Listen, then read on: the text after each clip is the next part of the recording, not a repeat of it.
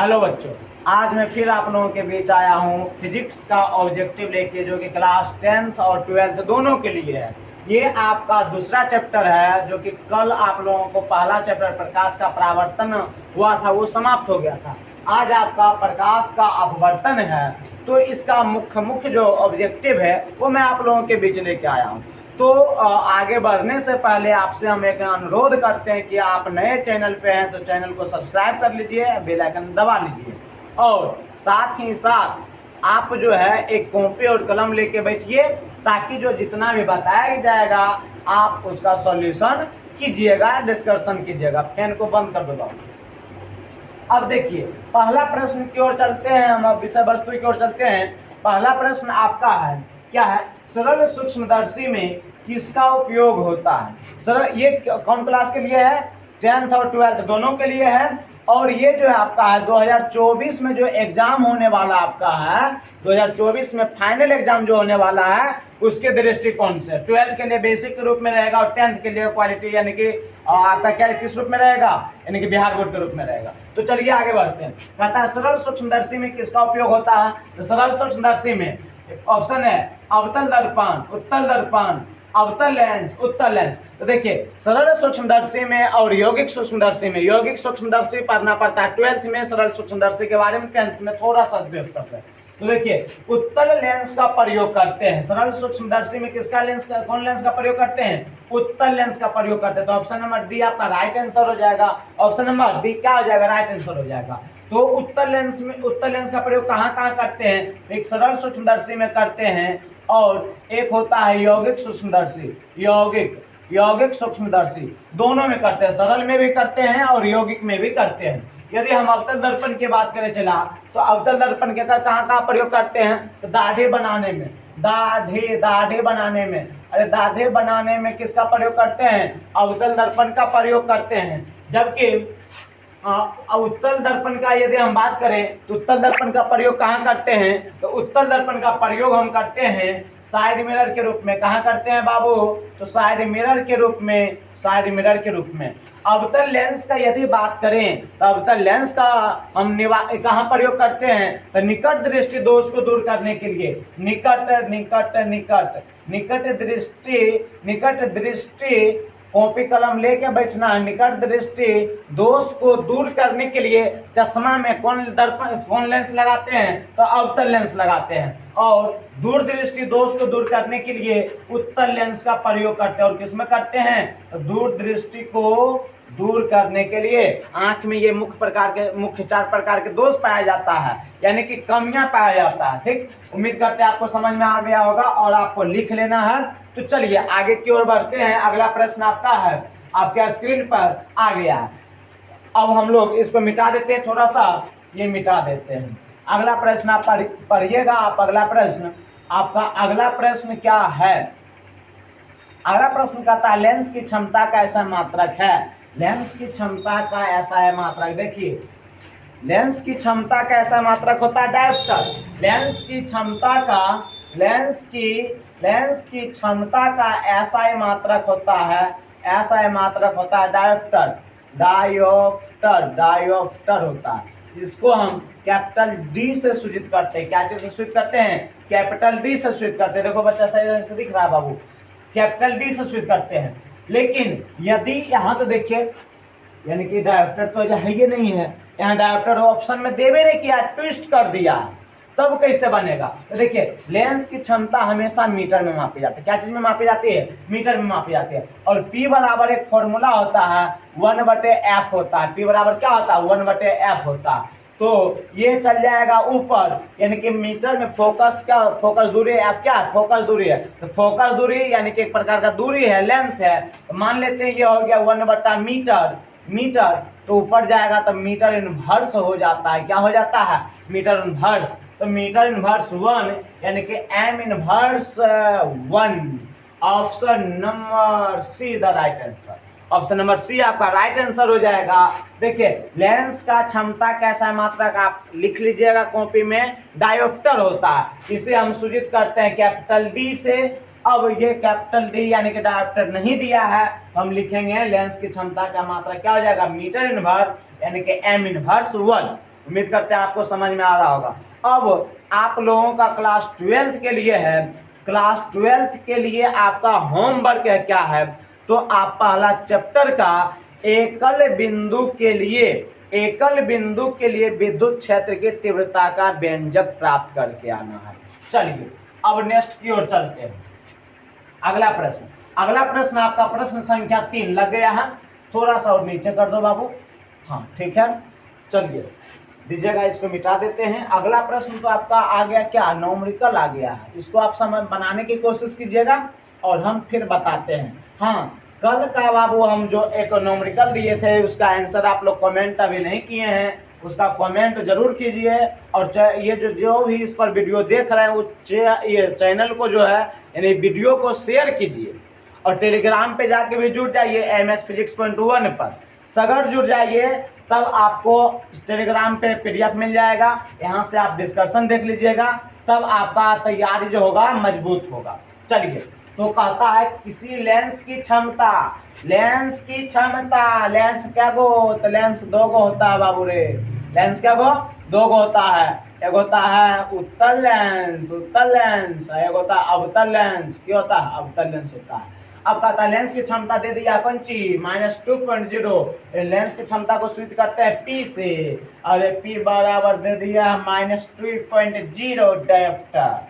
अब देखिए अब क्या कर रहा है, तो होगा यानी कि लेंस की क्षमता इतना डायोप्टर हो तो वह है। अब कहता है फोकस दूरी 40-20 सेंटीमीटर फोकस दूरी, यानी फोकस दूरी निकालना है। अरे P बराबर फॉर्मूला होता है 1/f। जब ऑप्शन देखिए आप क्या चीज में दिया है ये सेंटीमीटर में, तो सेंटीमीटर में फॉर्मूला हो जाता है P बराबर 100, ये मीटर में है, और 100/f हो जाता है। तो आप देखिए P बराबर दे दिया है वैल्यू -2.0 डायोप्टर यानी कि 2 दिया है। 2 बराबर 1 यानी कि सेंटीमीटर में निकालना है, तो 100/f। तो f बराबर बोलिए ना कि -0 बट्टे में आ जाएगा, 100/2 कट जाएगा 50 बराबर -50 सेंटीमीटर आपका आया है। अब देखिए -50 सेंटीमीटर, अब चिन्ह पे हम माइनस नहीं दिया है ऑप्शन में कि जो तब कौन चीज होगा, तो माइनस जो है वो क्या दर्शाता है, तो माइनस आपका अवतल को यानी अवतल लेंस को दर्शाता है। Option number D the right answer आपका। चलिए नेक्स्ट प्रश्न की ओर चलते हैं। अगला प्रश्न आपका एक और प्रश्न आ गया न्यूमेरिकल। चलिए अगला प्रश्न आपका न्यूमेरिकल है, इसको हम बनाने की कोशिश करते हैं, इसी पे बनेगा, यही फॉर्मूला पे। P बराबर की होता है, चला 1/f होता है। P बराबर P क्या है, लेंस की क्षमता है, लेंस की क्षमता को सूचित करते हैं P से, और यदि सेंटीमीटर में देगा तो सब P बराबर फॉर्मूला 100/100 क्या हो जाएगा, P बराबर 100/f हो जाएगा आपका। P बराबर 100/f कब, जब सेंटीमीटर में रहेगा तब, मीटर में रहेगा तब P बराबर 1/f। सही दिख रहा है बाबू। अब देखिए कहता है उत्तल लेंस है, कौन लेंस है, उत्तल लेंस। लेंस 2 प्रकार के, लेंस के ऐसा मात्रा का डायोप्टर बता दिए। अब देखिए डायोप्टर से मतलब अभी नहीं, P बराबर फोकस दूरी f दे दिया है रे, f कितना है 20 सेंटीमीटर, और कहता है लेंस की क्षमता P बराबर 1। P बराबर पूछ रहा है तो क्या करेंगे, P बराबर कैसे निकालेंगे, P बराबर 100, तो 100/f, f कितना दे ले, तो 20 दे ले, 20 × 100 यानी कि 5। अब डायोप्टर हो जाएगा। अब देखिए 5 प्लस में माइनस में दोनों दिल है, तो यहाँ कह दिया है उत्तल लेंस, उत्तल लेंस की क्षमता पॉजिटिव होता है, यहाँ क्या हो जाएगा +5 डायोप्टर, यानी कि option number is the right answer. Class 10th के लिए आपका होमवर्क क्या है, तो पहला चैप्टर का यानी कि प्रकाश के परावर्तन का आपको लिख के लाना और याद करके लाना है। प्रकाश के परावर्तन के कितने नियम होते हैं और कौन कौन होते हैं। चलिए आगे प्रश्न की ओर चलते हैं। चलिए प्रश्न संख्या 5 की ओर हम चलते हैं। प्रश्न संख्या 5 आपके स्क्रीन पर दिख रहा है, और जो बच्चे क्लास नहीं आते हैं उसको प्रकाश के परावर्तन का नियम कितना है उसको कमेंट बॉक्स में कर देना, और कौन कौन होता है ये कमेंट में कर देना। चलिए अब है लेंस की क्षमता व्यक्त की जाती है, तो लेंस की क्षमता यानी P बराबर हमरा पता, तो P बराबर फॉर्मूला पता, तो P बराबर 1/f होता है। तब यहाँ से देखते हैं फोकस दूरी के व्युत्क्रम द्वारा, फोकस दूरी के व्युत्क्रम मतलब उल्टा, तो पहले तो आंसर हो गया आपका फोकस दूरी के व्युत्क्रम के द्वारा, यानी कि फोकस दूरी के व्युत्क्रम होता है क्या, लेंस की क्षमता होता है। चलिए तो आपका ऑप्शन, ये option number A the right answer हो जाएगा क्लास 12 का दूसरा होमवर्क। कल आपका दूसरा होमवर्क रह जाएगा क्लास 12 का, विद्युत क्षेत्र की तीव्रता किसे कहते हैं, मात्रक सहित बीमा सहित निकालना है। चलिए नेक्स्ट प्रश्न की ओर चलते हैं। आपका अगला प्रश्न चला है, कहता है किसी बिंब का वास्तविक, बिंब मतलब होता है वस्तु, किसी बिंब का वास्तविक तथा समान आकार का प्रतिबिंब प्राप्त करने के लिए बिंब को उत्तल लेंस के सामने कहाँ रखेंगे। तो उत्तल लेंस के सामने कहाँ रखेंगे, तो फोकस और फोकस दूरी के दुगनी दूरी पर, यानी कि option number be the right answer होगा। अभी कैसे रखेंगे इसके लिए तो फाउंडेशन क्लास करना पड़ेगा, क्योंकि फोकस दूरी के दुगनी पे होता है वक्रता केंद्र, वक्रता केंद्र होता है, यानी कि एक होता है लेंस में होता है, यहाँ होता है प्रकाशिक केंद्र होता है, यहाँ होता है 2f1, यहाँ होता है f1, यहाँ होता है 2f1। तो वस्तु को यहाँ जब रखते हैं तो प्रतिबिंब का निर्माण इधर होता है 2f2 और यहाँ होता है f2। तो यहाँ से प्रतिबिंब का निर्माण होता है कहाँ, यहाँ पे प्रतिबिंब का निर्माण हो जाता है, जाके कट जाता है, जाके यहाँ से कट जाता है, इस रूप में यहाँ नीचे कट जाता है। ये आपको क्लास में करना है।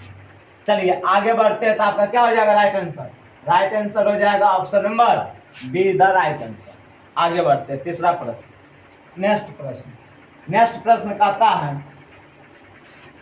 नेक्स्ट प्रश्न उत्तल लेंस द्वारा आवर्धित काल्पनिक प्रतिबिंब कब बनता है, जब वस्तु कहाँ रहती है, यानी कि उत्तल लेंस में काल्पनिक प्रतिबिंब यानी सीधा प्रतिबिंब कब बनेगा, जब प्रकाशिक केंद्र और 2f1 के बीच रहता है वस्तु। अब ऑप्शन की दिया अनंत पर तो नहीं होगा, अनंत पर नहीं, फोकस पर यानी अनंत पर। अब फोकस और लेंस के बीच यही हो गया, फोकस यानी कि f और लेंस के बीच यानी प्रकाशिक केंद्र के बीच जब रहता है तो प्रतिबिंब हमें सीधा प्राप्त होता है, यानी कि ऑप्शन नंबर सीधा राइट आंसर हो जाएगा।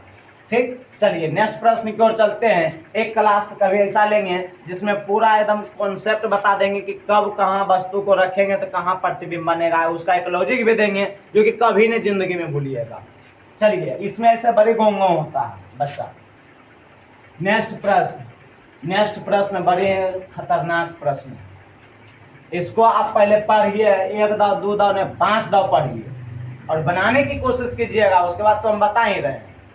अब देखिए हम पढ़ते हैं, कहता लाल और नीले वर्ण मतलब होता है रंग, क्या होता है, रंग होता है, कि किरणों के कांच की सतह पर वायु में आपतन कोण समान है।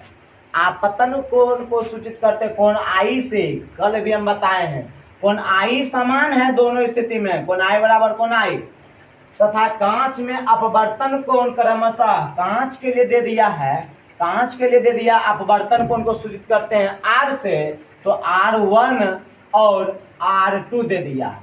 ये लाल के लिए है, कौन रंग के लिए है, लाल रंग के लिए, और ये कौन रंग के लिए है, नीला रंग के लिए।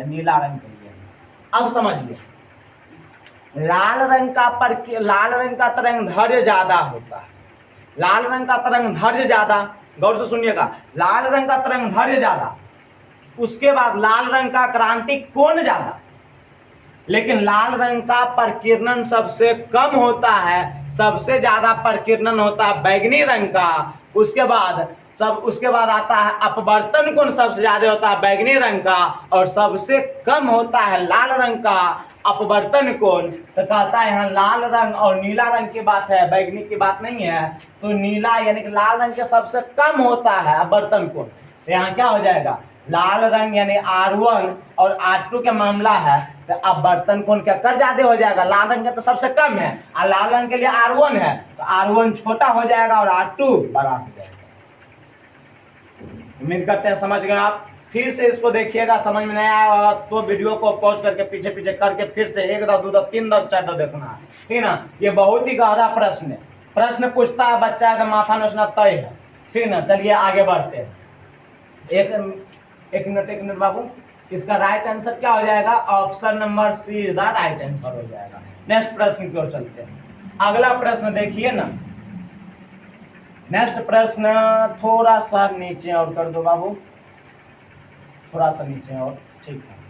चलिए नेक्स्ट प्रश्न आपका है, निम्नलिखित में से यानी निम्नांकित में से कौन सा पदार्थ लेंस बनाने के लिए प्रयोग नहीं करते हैं? तो मिट्टी का प्रयोग नहीं करते हैं, मिट्टी का प्रयोग यानी option number be the right answer. मिट्टी का लेंस नहीं बनता है। कांच यानी शीशा में हम चेहरा देखते हैं, आईना रोज देख के आते, तो उसका हम प्रयोग लेंस में कर देते हैं। इसके अलावा जल में भी हम अपन मुंह थूथना देखते हैं तो उसमें पता चल जाता है। इसके बाद प्लास्टिक में नया प्लास्टिक रहता है तो अगर में भी हमारा चेहरा दिख जाता है, यानी कि सबका लेंस बन सकता है। लेकिन यहाँ मिट्टी में हम अपना चेहरा देखते हैं तो दिखता है? नहीं दिखता है। यदि मिट्टी में चेहरा दिखता तो आईना लेने की कोई जरूरत ही नहीं था। एकदम कोचिंग जा रहे हैं, क्लास जा रहे हैं, फटाक से एकदम नीचे मुंडे करते हैं, पार्टी उटी फाड़ के निकल जाते हैं। इसलिए मिट्टी का बनाना संभव नहीं है। Option number be the right answer.